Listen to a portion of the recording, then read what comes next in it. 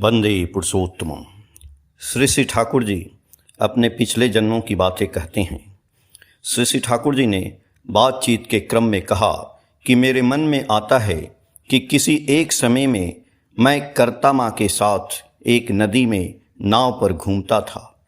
उस नदी में अनेक कछुए थे, अनेकों मछलियाँ थीं और एक स्थान की बात याद आती है कि पहाड़ी अंचल था।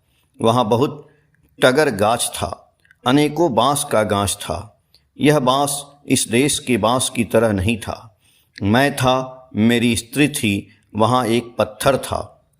वहाँ खड़ा होते होते पत्थर पर दाग हो गया था। बहुत गाछ लता आपस में जुड़े हुए थे। वहाँ बाघ टाग भी रहते थे। और एक स्थान याद आ रहा है, स्थान का नाम मणिपुर था। वहाँ एक लकड़ी का घर था, ईंटा का रास्ता था। रास्ता का ईंट उखड़ भी गया था। वह रास्ता बाजार की ओर चला गया था। इस लकड़ी के घर में मेरी स्त्री रहती है।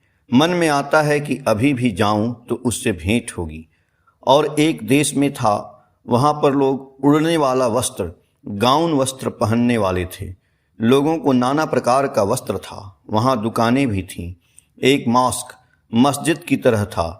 नज़दीक में फल की दुकानें थीं। दर्जी लोग थे जिसे खलीफा कहा जाता था। मैं इन लोगों से बातें किया करता था। यह सभी प्रत्यक्ष के समान है। एक एक बात याद है। एक पहाड़ था, उसके नीचे पत्थर था, जल था। उन स्थानों की बातें याद हैं।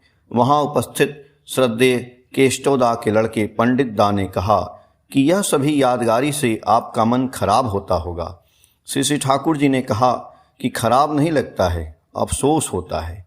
मैं यहाँ बैठकर भी अनेक चीज़ों को देखता हूँ। आँख बंद करने मात्र से दिखाई देता है, स्पष्ट रूप से देखता हूँ। दीप रक्षी, षष्टम खंड, पृष्ठ संख्या 257, 258। जय गुरु।